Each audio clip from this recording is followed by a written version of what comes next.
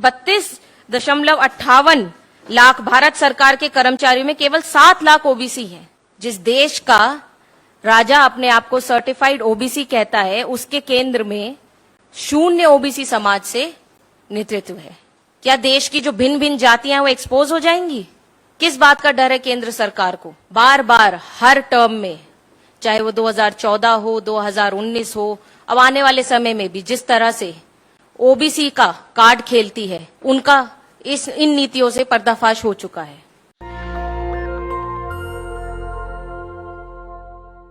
आज हमारा देश जिस स्थिति में है, उसके बारे में आपको पॉइंट टू पॉइंट कप्तान साहब ने बता दिया है। जो कांग्रेस पार्टी की नीतियां रही हैं और आगे क्या रहने वाली हैं।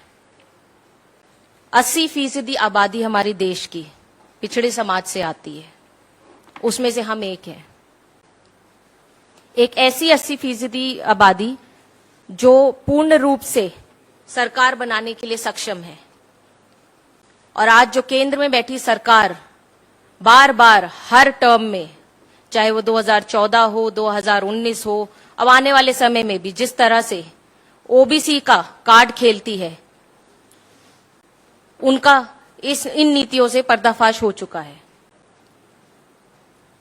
आज हम देख रहे हैं कि गैर ओबीसी वर्गों को, स्वर्ण वर्गों को ओबीसी बनाया जा रहा है, उनको ओबीसी का सर्टिफिकेट दिया जा रहा है, सिर्फ मुद्दे से भटकाने के लिए, विचलित करने के लिए, राहुल गांधी जी को डराने के लिए।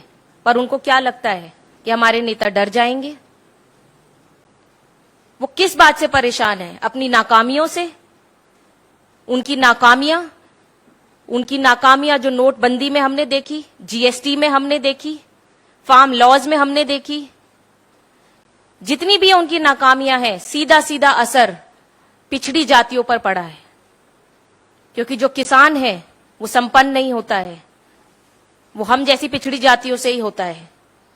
जो छोटे व्यापारी हैं वो भी पिछड़े वर्ग के होते हैं। सीधी सीधी चोट मारी गई है इस सरकार द्वारा। आज जब हम यहां बैठते हैं और सोचते हैं कि किस तरह से देश में हम लोकतंत्र बचाने की बात करें, तो यहां पर हम देखते हैं बीजेपी के लोग विपक्ष को और कांग्रेस पार्टी को कमजोर करने के लिए ओबीसी का कार्ड खेल देती है।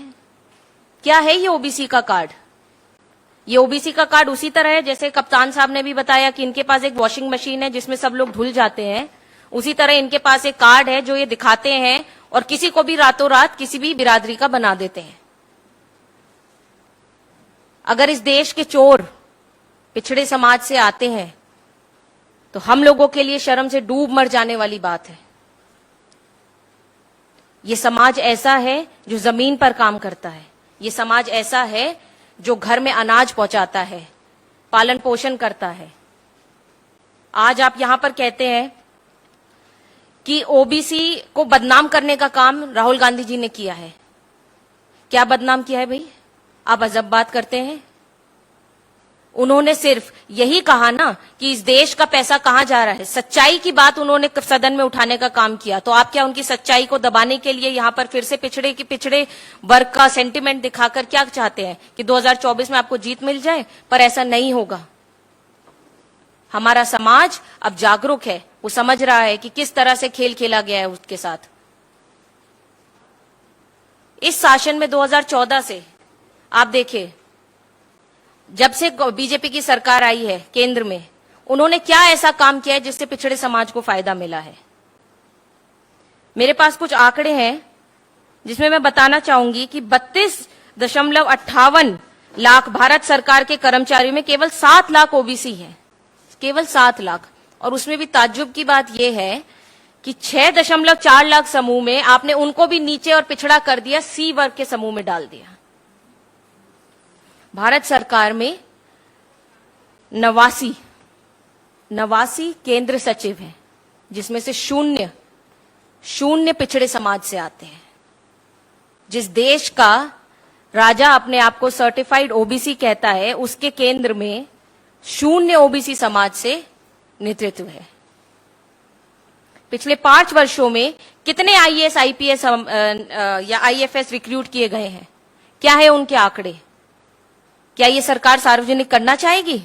उनमें से कितने पिछड़े समाज से थे, कितने दलित थे?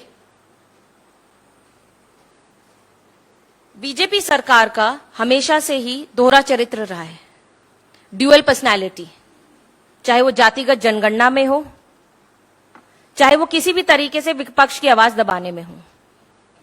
आज आप देख रहे हैं कि देश में सारी पार्टियां, 19 पार्टियां एक साथ खड़ी हैं और वो डिमांड कर रही है कि जातिगत जनगणना होनी चाहिए।